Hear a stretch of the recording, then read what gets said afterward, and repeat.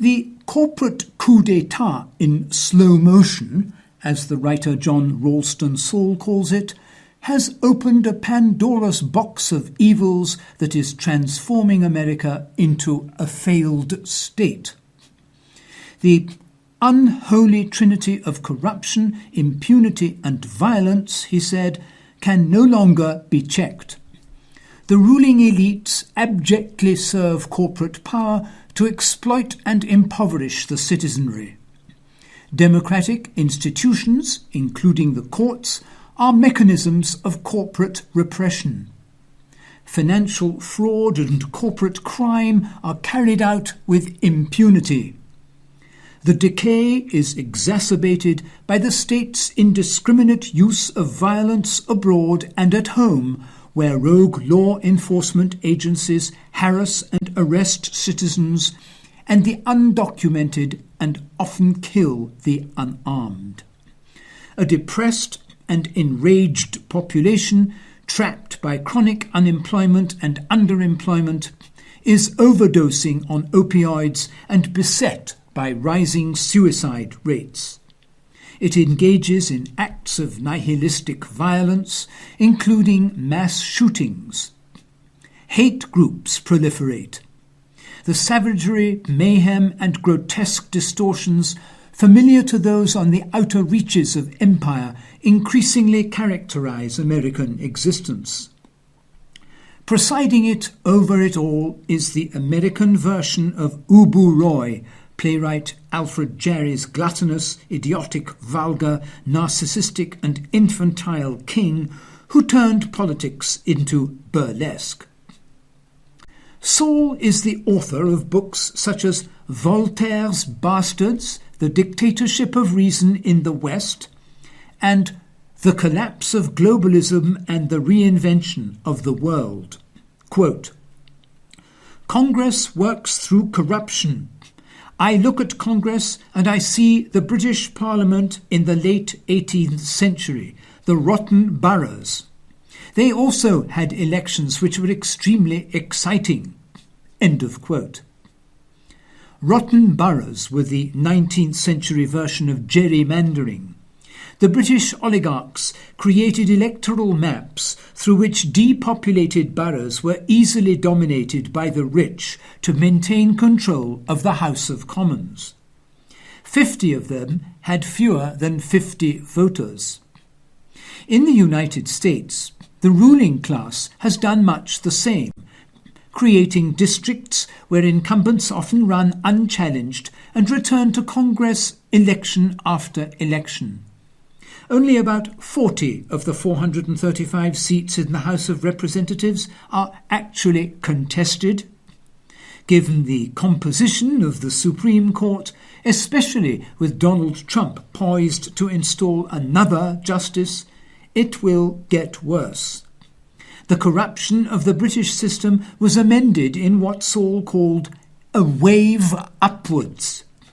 The 1832 Reform Act abolished a practice in which oligarchs such as Charles Howard, the 11th Duke of Norfolk, controlled the election results in 11 boroughs.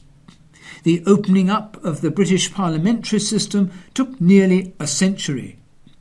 In the United States, Saul said, the destruction of democracy is part of a wave downwards. The two political parties are one party, the corporate party. They do not debate substantive issues. They both support the expansion of imperial wars, the bloated military budget, the dictates of global capitalism, the bailing out of Wall Street, punishing austerity measures, assaulting basic civil liberties through wholesale government surveillance, and the abolition of due process, as well as an electoral process that has cemented into place a system of legalized bribery. They battle over cultural tropes such as abortion, gay rights, and prayer in schools. Americans elect politicians based on how the electors are made to feel about them by the public relations industry. Politics is anti-politics. The Republican Party built its political base in these culture wars around Christian fascists, nativists, and white supremacists. The Democratic Party built its base around those who supported workers' rights, multiculturalism, diversity, and gender equality. The base of each party was used and manipulated by elites. The Republican Party elites had no intention of banning abortion or turning America into a Christian nation. The Democratic Party elites had no intention of protecting workers from predatory corporatism. Everyone was sold out. The ascendance of a populist right, dominated by racists and bigots, is the inevitable product of the corporate coup d'etat, Saul said. He warned we should not be complacent because of President Trump's imbecility. Trump is immensely dangerous. Quoting Thomas Mann in The Magic Mountain, "The insipid is not synonymous with the harmless." End of quote. Saul asked in Voltaire's Bastards, quote, "How could a civilization devoted to structure, expertise, and answers evolve into other than a coalition of professional groups? How then could the individual citizen not be seen as a serious impediment to getting on with business? This has been obscured by the proposition of painfully simplified abstract notions which are divorced from any social reality and presented as values." End of quote. Saul wrote in another section of the book, quote, "The rational elites, obsessed by structure, have become increasingly authoritarian in a modern administrative way. The citizens feel insulted and isolated. They look for someone to throw stones on their behalf. Any old stone will do. The cruder, the better, to crush the self-assurance of the obscure men and their obscure methods. The new right, with its parody of democratic values, has been a crude but devastating stone with which to punish the modern elites. All despotic regimes carry out their final battle for control by contending against public officials and government bureaucrats, the so-called deep state, which views the rise to power of demagogues and their sleazy enablers with alarm. These traditional courtiers, often cynical, ambitious, amoral, and subservient to corporate power, nevertheless engage in the decorum and language of democracy. A few with a conscience win minor skirmishes to slow the rise of tyranny. Despots see these courtiers and democratic institutions, no matter how anemic, as a threat." End of quote. This explains the assaults on the State Department, the Justice Department, the Environmental Protection Agency, the Department of Education, and the courts. Despots use their appointees to undermine and destroy these institutions, mocking their existence and questioning the loyalty of the professionals who staff them. The reviled and neutered public employee surrenders or walks away in despair. Last year, the entire senior level of management officials resigned at the State Department. Resignations continue to bleed the diplomatic corps as they do at other agencies and departments, and 2 weeks ago included James D. Melville Jr., the U.S. Ambassador to Estonia, and Susan Thornton, the nominee to be Assistant Secretary for East Asian Affairs. Melville said in the post that announced his resignation, quote-unquote, "For the President to say the European Union was set up to take advantage of the United States, to attack our piggy bank, or that NATO is as bad as NAFTA is not only factually wrong, but proves to me that it's time to go." Once a process of deconstruction is complete, the system calcifies into tyranny. There remain no internal mechanisms, even in name, to carry out reform. This corrosive process is being played out daily in Trump's Twitter rages, lies, smears, and the barrage of insults he levels against public servants, including some of his own appointees, such as Attorney General Jeff Sessions, as well as institutions such as the FBI. Witnessing this, Saul berates the American press too, which, he said, willingly plays its part in the charade for ratings and advertising dollars. Quote, Trump gives these astonishingly Mussolini-ish press conferences. He says to the press, "Shut up! Stop!" The press screams at him like a mob, a bunch of cattle. How can they be taken seriously? It's like the end of the Roman Republic. Important political leaders from the Senate, along with their rivals, would move around Rome with 50 people to protect them. Scenes exactly like Trump's interactions with the press defined the end of the Roman Republic. Nobody knew what was going on. There was no dignity. You can't have a democracy without a level of respect and dignity. You only have chaos.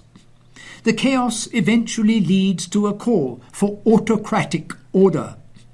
Trump benefits from the confusion, even though he resembles a cartoonish figure out of a funny novel, a character from Jean Genet's The Balcony, although without the self-awareness. End of quote. Trump's decision to launch a trade war with Canada, imposing punitive measures on $12.63 billion worth of imported American goods in response, is an example of the damage a despot who has little understanding of the economy, politics, international relations, or law can do. Quoting Saul, "These self-inflicted wounds see despots intensify attacks on the demonized and the vulnerable, such as Muslims and the undocumented. Despots frantically scapegoat others for their mess, often inciting violence among their supporters to placate an inchoate rage. I've always opposed trade deals, not because I opposed trade or because I thought they were about getting a fair balance in the trade, but because the trade deals were about something else. They were about deregulation. They were about handing power to corporations and banks. They weren't about trade.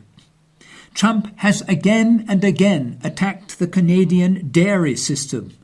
Nobody has stopped to ask him, why are you opposing this instead of adopting it for yourself? A lot of American dairy farmers would love to have the Canadian system. The free market approach to agriculture produces a surplus that drives prices down and destroys the income of farmers. There are two ways of responding to this. One of them is subsidizing. Europe follows the old social democratic approach and subsidizes their agricultural sector. This drives down the income of farmers, so the governments subsidize agriculture more. They have enormous surpluses. Periodically, they're throwing millions of tomatoes on the streets. The United States claims it embraces the free market, but it does the same as the Europeans. It, too, heavily subsidizes the agricultural industry. This leads to American dairy farmers producing too much milk. This economic argument says the way to win is to mass produce cheap goods. This is the Walmart argument. You're not selling your milk or cheese for enough to make a living. The end result is, even though you subsidize them, the farmers go bankrupt. They commit suicide. You have terrible unhappiness in the US dairy community. We have a very efficient management system in Canada that keeps the prices up, not so high that working class people can't buy milk and cheese, but it keeps the prices high enough that farmers can make a proper living. Farmers can make a proper living so they're not committing suicide.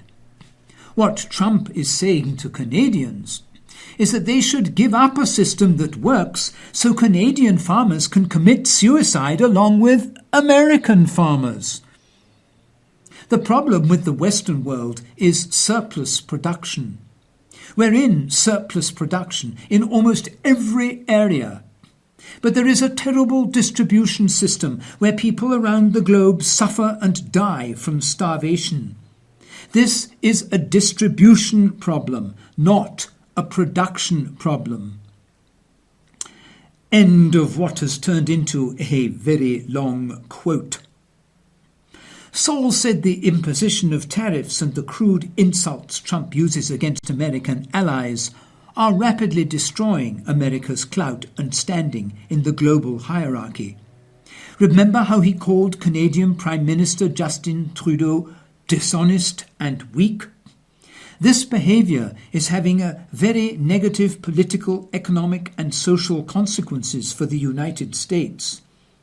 Quoting Saul again, "The whole world, the Western world in particular, invested enormously in the idea that the United States is the leader. The idea was that the United States is to be admired. What's sad about it is Americans take it for granted that the world loves them. They've never analysed the responsibilities that come with being the leader. It's what you expect from a good parent. You act in a certain way. People want to identify with the United States. It's been that way since the Second World War. All this is being thrown away. But there's always a shadow to the bright tower. Trump's feeding that shadow. Americans are stupid. Americans are corrupt. Americans are not educated. Americans can't be trusted. The whole list. The longer the chaos goes on, the worse it gets." End of quote. The collapse of the legislative and executive branches of government has now been accompanied by the collapse of the judiciary. Saul again, quote, "The loss of an independent judiciary is especially ominous. The biggest problem in the United States is a very powerful and deeply corrupt Supreme Court. This will set patterns for decades. It will be hard to undo the evil being put into place." End of quote. Saul despaired at the same time over the Trump administration's attack on public education, which he called, quote, "the most fundamental service of government when it comes to democracy. What holds democracy up? What makes democracy work? Public education is number one, a well-educated citizen. Secretary of Education Betsy DeVos is undoing that. There is a special place for her in hell." End of quote. US trading partners and allies such as Canada and European states will, he said, reduce their dependence on the American market. The traditional strategic and political ties to Washington will be steadily weakened. When the next financial crash comes, Saul expects one to come, the United States will be bereft of partners when it needs them most. If you treat your closest allies as a threat, who is going to stand with you? He asked.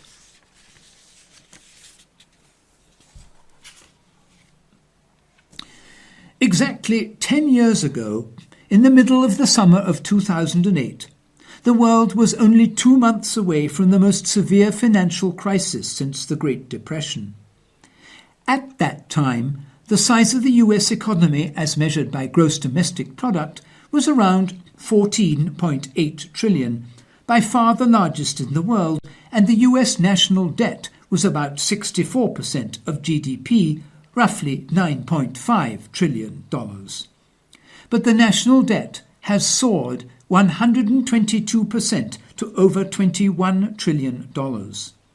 The debt-to-GDP ratio in the United States is now 106%, meaning that the national debt is larger than the size of the entire US economy.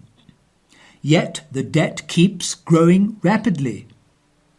Debt isn't really the problem here. The problem is the way that it's been used. Debt, affectionately referred to as other people's money, can actually be a great way to enhance investment returns when used wisely and judiciously. Private equity fund managers use debt to acquire businesses through what's known as a leveraged buyout, where they'll put up a portion of the cash they need and borrow the rest. Real estate investors do the same when they purchase property. If you have, say, $1 million, you could pay cash for a single property that costs $1 million, or you could use that money as a down payment and buy a $5 to $10 million property. If the investment is a good one, the cash flow will more than cover the loan payments and you'll end up making a lot more money. Intelligent governments, hopefully not an oxymoron, will do the same thing, borrowing money to finance infrastructure projects that generate more growth and tax revenue. Several years ago in Panama, for example, the government borrowed billions of dollars to financing the canal, the expansion of the Panama Canal. That's a lot of debt to take on for such a small country. But they knew that expanding the canal would dramatically increase the revenue that it generates. The canal was originally opened in 1914 when cargo ships were much, much smaller. But by the early 21st century, the US Army Corps of Engineers, which built the Panama Canal in the early 1900s, estimated that the number of cargo ships which could no longer fit in the canal's locks accounted for 45% of global trade and shipments. So increasing the size of the canal to accommodate those larger ships and hence generate more revenue from the increased tolls was a great investment and one where debt made a lot of sense. So borrowed about $3 billion to finance the canal expansion in 2008. At that time, the country's GDP was about $23 billion. A decade later, the canal expansion is complete and Panama's economy has nearly tripled to $62 billion. It was clearly a good investment. They borrowed $3 billion in debt and got way more than $3 billion in additional economic output. Now let's go back to the US. In the same period, from 2008 through 2018, the US government borrowed an additional $11.6 trillion on top of the existing debt they'd already borrowed. So you'd think that there would have been at least $11.6 trillion in additional economic output, right? But that's not what happened in the land of the free. Uncle Sam borrowed $11.6 trillion between 2008 and 2018, but the US economy only grew by $5.1 trillion. So every dollar the government borrowed resulted in just 44 cents of economic output. Again, you'd think that every $1 borrowed would have generated at least $1 in economic output.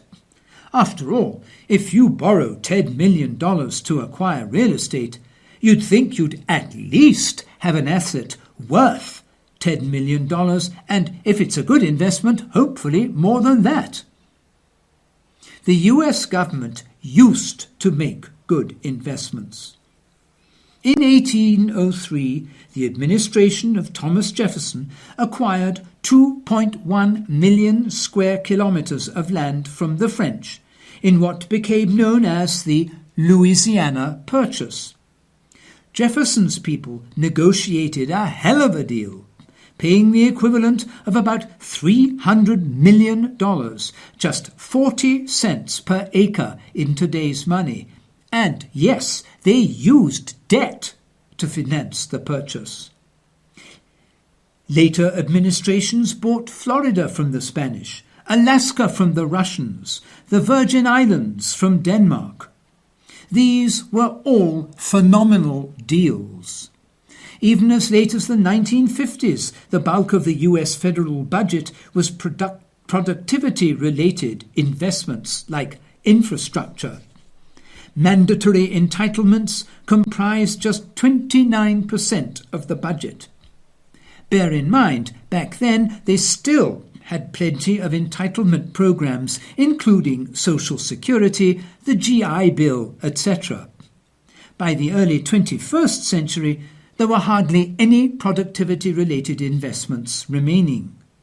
Mandatory entitlements alone account for more than 60% of the US federal budget, and Uncle Sam managed to blow $2 billion on a website for Obamacare, literally 6 times more than the entire Louisiana purchase cost in inflation-adjusted dollars. With decisions like that, it's easy to understand how $11.6 trillion in debt would only result in $5.1 trillion in economic output. That's the real killer, ladies and gentlemen. It's not the debt itself. It's the painfully wasteful decisions of what they choose to do with it.